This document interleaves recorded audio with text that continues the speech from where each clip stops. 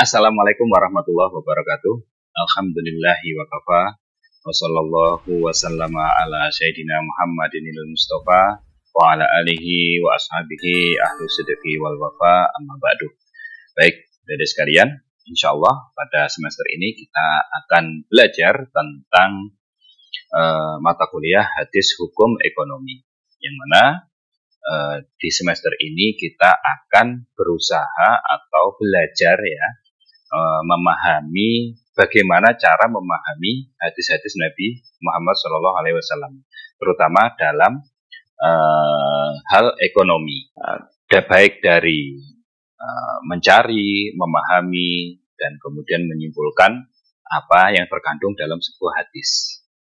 Nah, tidak usah berlama-lama, mari kita lanjutkan kuliah kita pada kesempatan kali ini.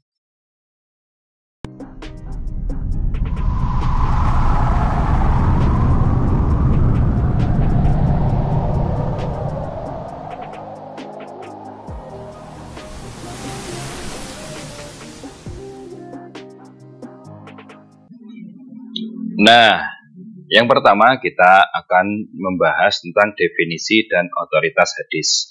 Yang mana ini penting ya, karena apa? Kadang kita nggak tahu hadis itu apa, terus kemudian dari hadis itu cakupannya, batasannya, dan otoritas hadis itu bagaimana sih kedudukan hadis itu. Nah, gitu ya. Yang pertama kita bahas tentang definisi dulu. Hadis secara bahasa artinya baru, dekat, berita, atau keterangan. Jadi kalau kita ketik hadis, ya, kalimat hadis dalam bahasa Arab, itu akan keluar arti baru, atau dekat, atau berita, atau keterangan. Nah, jadi ada 4 itu. Nah, secara istilah, adalah sesuatu yang disandarkan kepada Nabi, baik perkataan, perbuatan, penetapan, maupun sifat, baik sebelum diutus ataupun setelahnya. Jadi di sini yang namanya hadis itu ya, baik perkataan atau perbuatan. Kalau perbuatan itu nanti biasanya sahabat itu dia cerita, saya bersama Nabi melakukan ini, atau saya melihat Nabi melakukan ini, nah gitu. Ataupun penetapan itu misalkan Nabi melihat sahabat yang melakukan ini kemudian diam, atau melakukan ini kemudian dia tertawa, atau melakukan itu beliau melarang, misalkan begitu ya. Maupun sifat itu misalkan pakaiannya Nabi bagaimana, tidurnya Nabi bagaimana, makannya Nabi bagaimana, kalau jalan bagaimana, sukanya warna apa, potongan rambutnya bagaimana, dan lain sebagainya. Nah, itu sifat, baik sebelum diutus atau setelahnya. Jadi di sini ada beberapa perbedaan pendapat ya. Apakah Nabi sebelum diutus itu kemudian perkataannya ataupun perbuatannya itu dapat dijadikan dalil gitu ya, dijadikan landasan? Ada yang mengatakan enggak, ada yang mengatakan iya. Kalau misalkan masalah hukum itu para ulama fikih ya, ataupun usul fikih itu mengatakan bahwasanya setelahnya, mayoritas ulama mengatakan setelah beliau diutus baru bisa dijadikan landasan atau dalil, karena ketika beliau setelah diutus itu baru istilahnya Allah itu mengesahkan gitu ya, mengesahkan kedudukannya sebagai utusannya, nah gitu. Nah, Nabi bersabda, taraktu fikum amraini lan tadillu ma tamassaktum bihima, kitab Allah wa sunnata nabihi. Jadi Nabi itu berpesan bahwasanya aku tinggalkan kepadamu 2 perkara. Engkau tidak akan tersesat selama berpegang teguh pada keduanya, yaitu kitab Allah dan sunnah Rasulnya. Nah, tidak akan tersesati maksudnya kita tidak akan istilahnya masuk neraka gitu ya. Nah, baik itu di dunia, baik itu sengsara di dunia ataupun di akhirat nanti. Nah, ini hadis riwayat Imam Malik. Nah, para ulama bersepakat bahwa hadis merupakan sumber kedua dalam ajaran Islam setelah Al-Quran. Nah, Al-Quran dan hadis selalu beriringan sebagai fondasi ajaran Islam baik dalam hukum syarak maupun lainnya. Terkadang hadis juga sebagai penjelas Al-Quran. Jadi di sini tidak ada tidak ada pertentangan para ulama itu sepakat bahwasanya hadis merupakan sumber kedua setelah Al-Quran. Nah, kecuali ada kelompok ya, ada kelompok di sini yang memang dia tidak percaya hadis, gitu, tidak percaya kalau ada hadis, dia maunya Al-Quran saja. Ya itu tidak bisa juga, gitu loh, karena ya beriringan, tidak mungkin juga apa istilahnya dipisahkan, karena kan diturunkan kepada orang yang sama. Nah, gitu ya. Jadi hadis itu tidak hanya berkaitan dengan hukum, tapi juga berkaitan dengan selain hukum. Oke. Nah, sekarang kita bahas unsur dan karakteristik hadis. Jadi hadis itu punya unsur-unsur. Apa sih yang harus ada di dalam hadis itu? Gitu ya. Dan apa sih karakteristik hadis tersebut? Nah, unsur-unsur hadis adalah satu, isnad. Gitu ya, isnad. Isnad itu yaitu menisbahkan hadis kepada yang mengatakan atau perawi ke satu. Nah, ini biasanya para ulama mengatakan ini adalah sahabat. Karena ya yang melihat Nabi kan sahabat, yang tahu hadisnya kan sahabat. Gitu. Tidak mungkin kemudian generasi setelah sahabat itu qala Rasulullah gitu. Rasulullah bersabda, wong dia nggak lihat kan gitu kan, wong dia nggak ketemu Nabi kan gitu. Kemudian yang kedua, sanad. Sanad itu adalah mata rantai yang menghubungkan hadis. Jadi ada mata rantainya, ini dari siapa, ini ke siapa, ini ke siapa, ini ke siapa, gitu ya. Nah, kemudian ada musnid. Musnid itu yang meriwayatkan hadis dengan isnadnya. Jadi dia meriwayatkan hadis, saya dapat dari A, B, C, D. Itu namanya musnid. Kemudian musnad, ada musnad, yaitu nama kitab yang disebutkan kepada pengarang. Jadi seorang musnid itu dia mendapatkan dari A, B, C, D kan gitu. Hadisnya ada 1000 misalkan. Dia hafal sanadnya, mata rantainya setiap hadis yang 1000 itu dia hafal. Dia tahu. Kemudian ditulis oleh seseorang. Nah, nama kitabnya ini namanya musnad. Nah, ini hadis-hadis yang diriwayatkan dari si A, yang diriwayatkan oleh si A, gitu. Oleh si B, oleh si C. Kemudian ada matan itu redaksi, ya, isinya apa hadisnya itu. Kemudian ada mukharrij itu perawi yang menulis hadis yang diriwayatkan dalam buku. Jadi kalau perawi ini biasanya dia memang mencari hadis, kemudian mukharrij maksudnya, maaf ya. Mukharrij ini dia memang mencari hadis, kemudian dia nulis sendiri. Dan biasanya kalau mukharrij itu dia milih-milih, gitu ya, milih-milih dalam artian dia nyari, kemudian dia jelaskan sedikit tentang hukumnya, gitu ya, ini hadis sahih atau tidak, dan lain sebagainya. Kemudian contoh, nah ini contoh, hadatsana Al-Abbas Ibnul Walid Ad-Dimaski, hadatsana Marwan bin Muhammad, hadatsana Abdul Aziz bin Muhammad an Dawud bin Saleh Al-Madini an abihi qala. Nah, sami'tu Aba Sa'id Al-Khudri yaqulu qala Rasulullah SAW innamal bai'u antaratin. Rawahu Ibnu Majah. Jadi kalau saya tulis tadi isnad itu yang kuning ini. Yang kuning ini adalah siapa? Sahabat. Kemudian yang lain putih, yaitu. Kemudian matan itu redaksinya ini. Dan kata-kata Nabi itu apa? Misalkan innamal bai'u antarodin ini. Kemudian rawahu Ibnu Majah. Ibnu Majah ini mukharrij yang nulis hadis ini. Dia yang mendokumentasikan hadis ini. Nah, gitu ya. Kemudian, artinya apa? Sesungguhnya jual beli itu harus dilakukan dengan suka sama suka atau saling rela. Jadi di sini adik-adik sekalian, memang hadis ini mengatakan sesungguhnya jual beli itu suka sama suka, dilakukan dengan suka sama suka. Tidak bisa sampean maksa orang lain untuk menjual atau untuk membeli, apalagi dengan ancaman, apalagi dengan intimidasi, gitu ya. Nah, cuman di sini juga nggak bisa sampean atau kalian meriwayatkan hadis ya, itu dengan cara meriwayatkan hadis dengan maksudnya memahami hadis ini. Oh, berarti kalau jual beli obat-obatan terlarang, yang penting kan saling suka sama suka, saling rela sama rela. Oh, tidak bisa juga. Nah, gitu ya. Jadi jangan dijadikan hadis ini sebagai landasan untuk melegalkan hal-hal yang dilarang dalam oleh pemerintah atau dalam agama. Kemudian selanjutnya, memahami karakteristik hadis dalam rangka mengetahui makna yang dikehendaki hadis atau fiqhul hadis tersebut adalah salah satu kebutuhan yang sangat penting dan mendesak. Jadi kita sebagai intelektual gitu ya, itu harus bisa istilahnya mengkontekstualisasikan, istilahnya memaknai hadis itu menurut zamannya kita. Nah, gitu. Karena itu memang kebutuhan mendesak, tidak bisa. Nah, sebab jika tidak memahami fiqhul hadis akan terperangkap pada makna lahiriah dan parsial, tergesa-gesa menurut hadis sahih, ketidakmampuan mengkomunikatifkan hadis-hadis dengan zaman modern. Jadi kalau kita literal, maksudnya ya udah terjemahnya gini mau gimana lagi? Oh, tidak bisa begitu, gitu ya.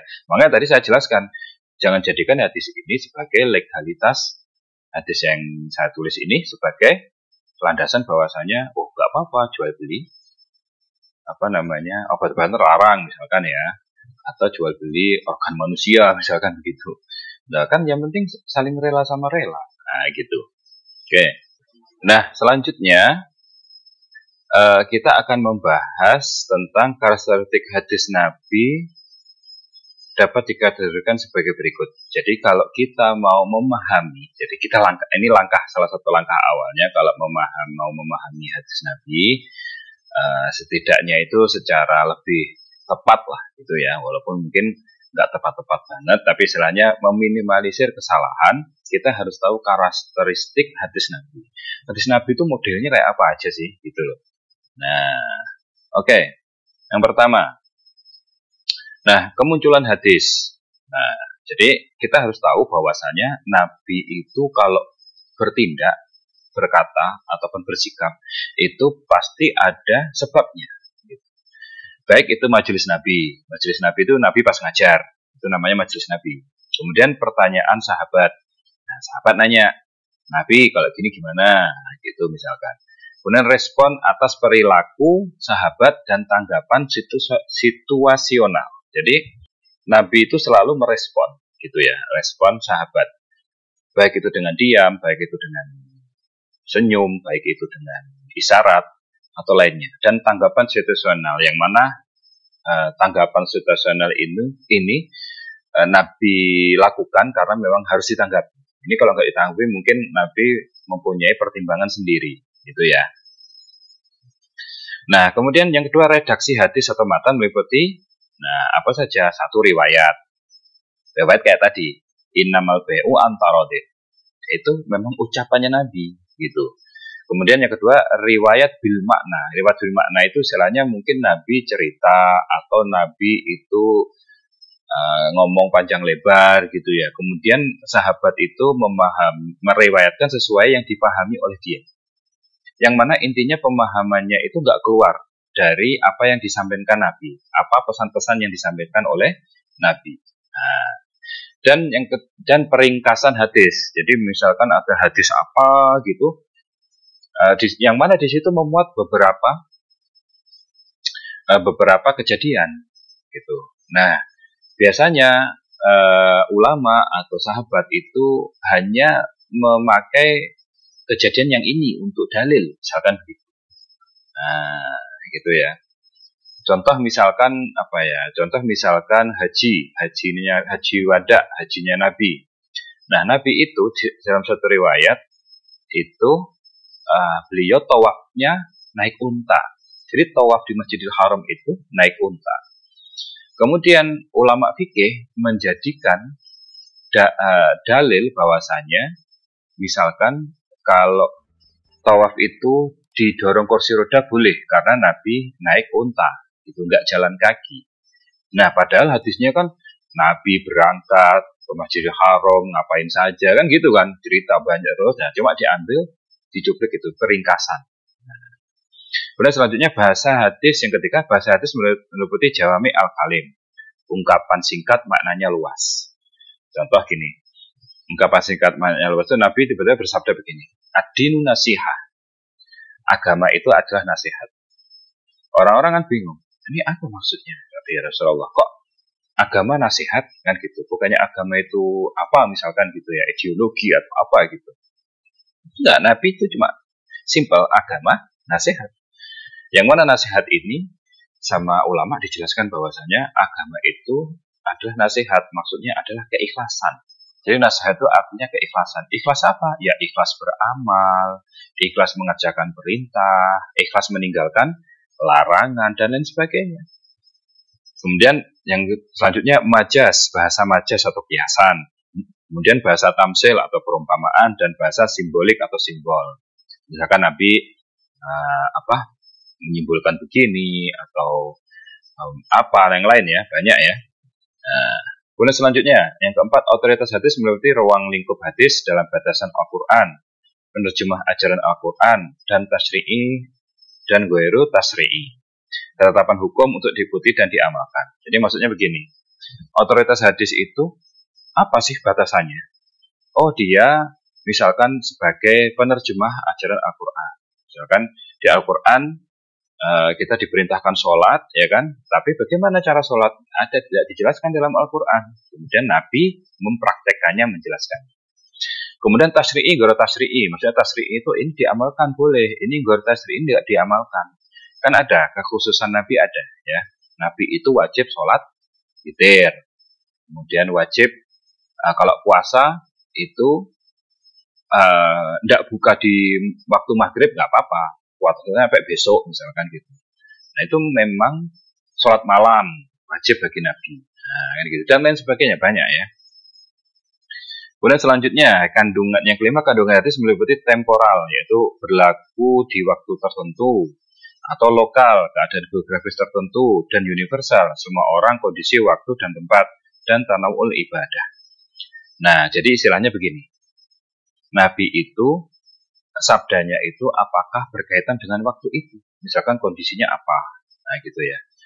Terus lokal, misalkan Nabi mengatakan sesuatu, kemudian oh iya memang di daerah situ iklimnya panas, misalkan begitu, atau kondisi perang atau apa gitu. Nah dan universal itu semua berlaku. Kayak tadi adin nasihah inamal bai'u antarodin tadi saya sampaikan. Nah itu semua kondisi, semua orang, kondisi, waktu, dan tempat sampai hari kiamat, yaitu pesannya Nabi.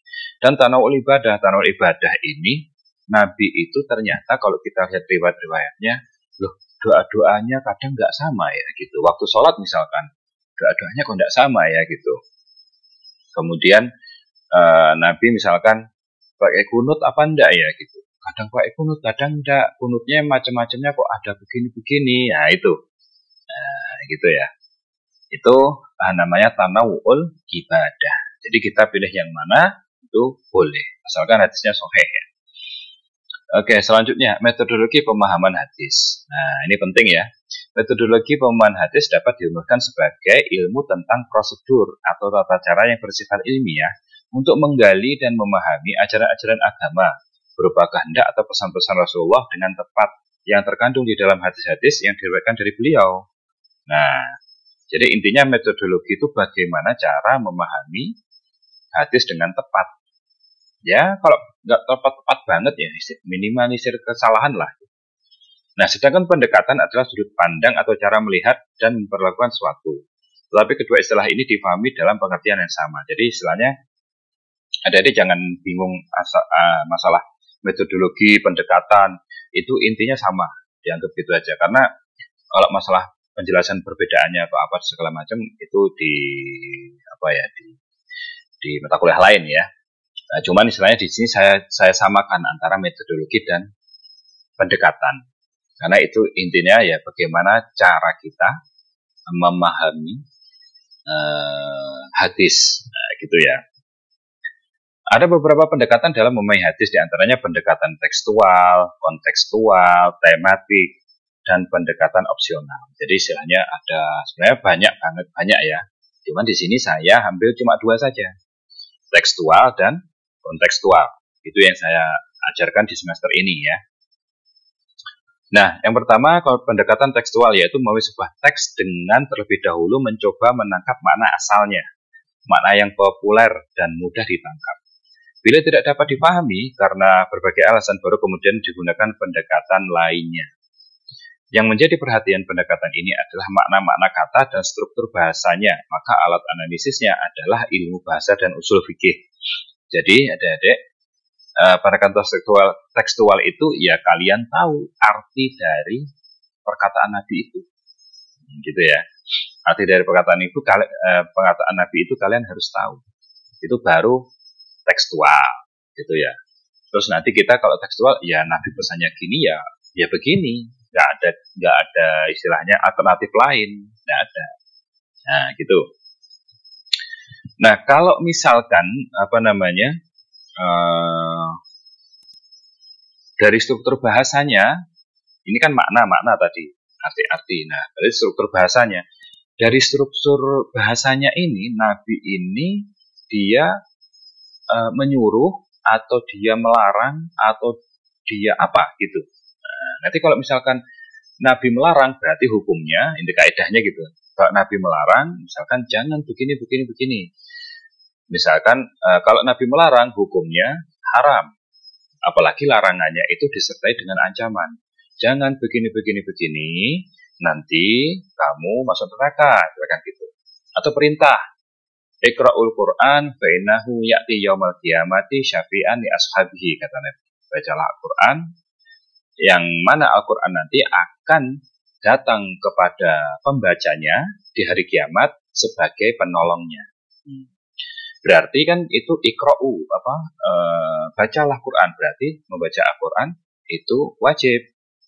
Nah, disertai dengan disertai dengan istilahnya ya, dengan pujian atau dengan embel-embel apa gitu kan. Saya sampaikan tadi bahwasanya nanti Al-Quran akan datang sebagai penolong bagi pembacanya di hari kiamat. Nah, berarti wajib. Cuma jadi masalah wajib di sini, apakah harus setiap hari, apakah seumur hidup sekali, apakah setiap minggu atau setiap bulan, nah gitu. Nah itu nanti ulama yang akan meramu. Nah, selanjutnya pendekatan tekstual ada 3 macam. Yang pertama pendekatan kebahasaan, yakni pendekatan di mana makna sebuah kata merupakan fokus utamanya kajiannya. Jadi maksudnya di sini yang dijadikan landasan itu adalah arti atau fokusnya itu adalah arti dari hadis tersebut. Nah, gitu ya. Kemudian yang kedua pendekatan usul fikih, yang mana pendekatan usul fikih tadi sudah saya jelaskan sedikit ya sebelumnya, yaitu tentang dia menitik beratkannya pada persoalan dilalah. Kalau misalkan tadi Iqra'ul Qur'an fa innahu ya'ti syafi'an yaumal qiyamah li ashabihi yaumal qiyamah. Berarti kan ada perintah. Kemudian perintah itu wajib. Nah, ditambah lagi di situ ada pujian. Yang mana pujian itu misalnya kayak tadi bahwasanya kalau kamu baca Quran, bacalah Al-Quran nanti begini. Nah, berarti perintah itu wajib. Nah, kalau misalkan kadang hanya Iqra'ul Quran, bacalah Quran, itu ulama ada yang menafsiri bahwasanya itu kan tidak disertai dengan pujian atau tidak disertai dengan ancaman. Berarti apa?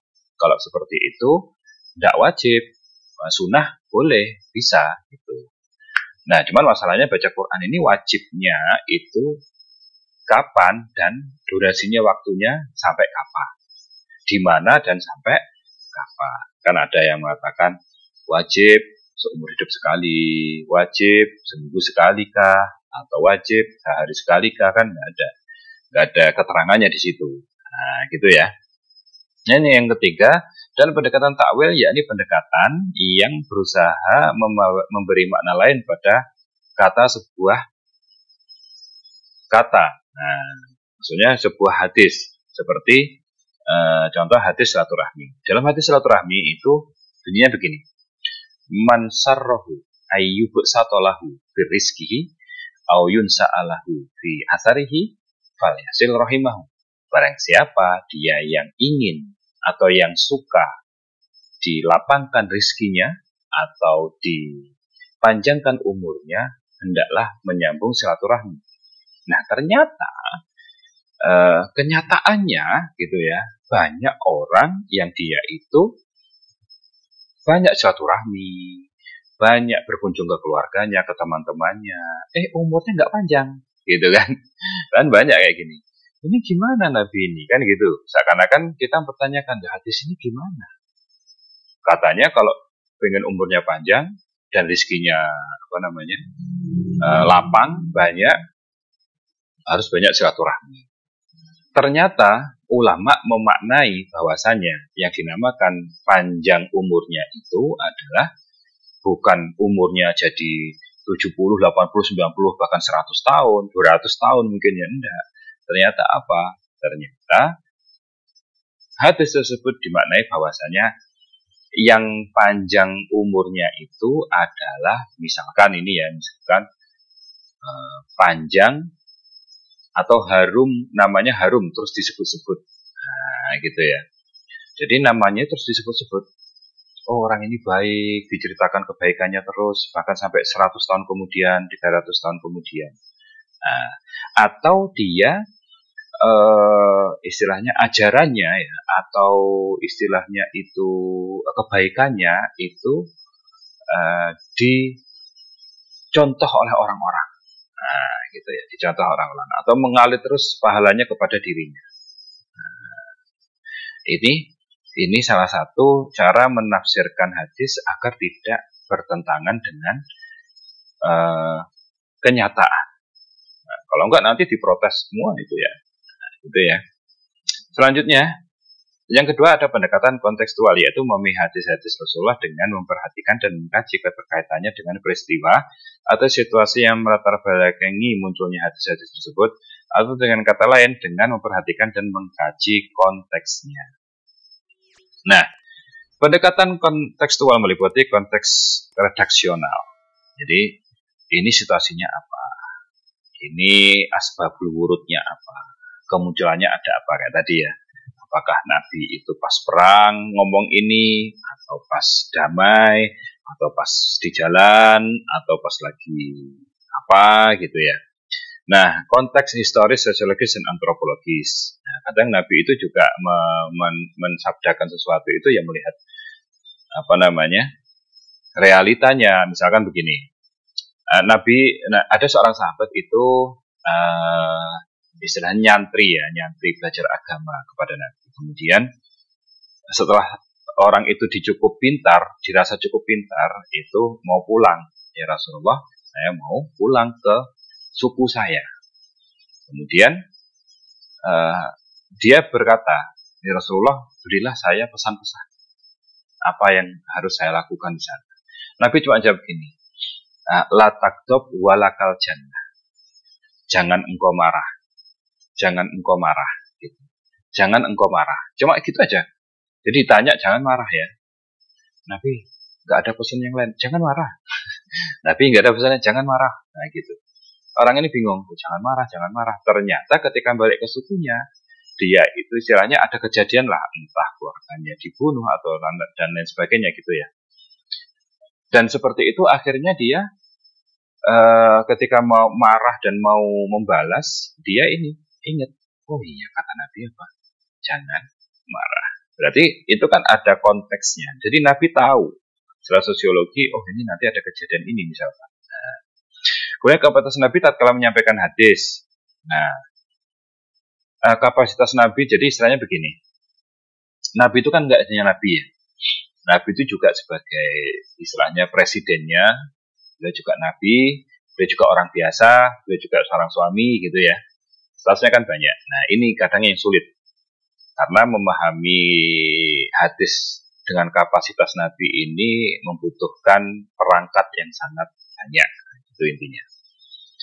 Nah, lawan bicara Nabi serta ruang dan upaya kontekstualisasi. Jadi lawannya siapa? Lawan bicara Nabi siapa? Itu kan kita harus tahu ya. Kalau mau memahami hadis Nabi dengan pendekatan kontekstual. Nah, jadi hadis Nabi SAW tidak ditangkap makna dan maksudnya melalui redaksi lahiriah tanpa mengaitkannya dengan aspek-aspek kontekstual. Jadi, adik-adik sekalian, memang hal seperti ini ya butuh fokus, butuh perangkat keilmuan yang tidak hanya sedikit ya, bahasa Arab, kemudian nahwu shorof dan lain sebagainya ya. Akan tetapi dengan saya menyampaikan ini, saya ingin memberitahukan kepada kalian bahwasanya kita ini belajar hadis juga tidak hanya asal tahu terjemahannya kemudian mengamalkannya, gitu ya. Nah, apa yang terjadi di mata kuliah ini? Satu, mencari hadis yang menjadi landasan. Jadi kita nanti akan belajar bagaimana cara mencari hadis. Oke? Nah, gimana caranya ya? Mata kuliah setelah ini, gitu ya. Maaf, materi setelah ini. Dan yang kedua, mengetahui unsur-unsur hadis dan statusnya sementara. Nah, jadi unsur hadis kayak tadi, sanad, perawinya, kemudian redaksinya, kemudian siapa yang mukharijnya. Nah, kemudian status sementara maksudnya begini, kita nggak bisa menilai sebuah hadis itu sahih atau dhaif atau palsu ya berdasarkan hanya satu ulama saja, gitu ya. Kecuali Sahih Bukhari, Sahih Muslim itu disepakati sahihannya, tapi yang lain belum tentu.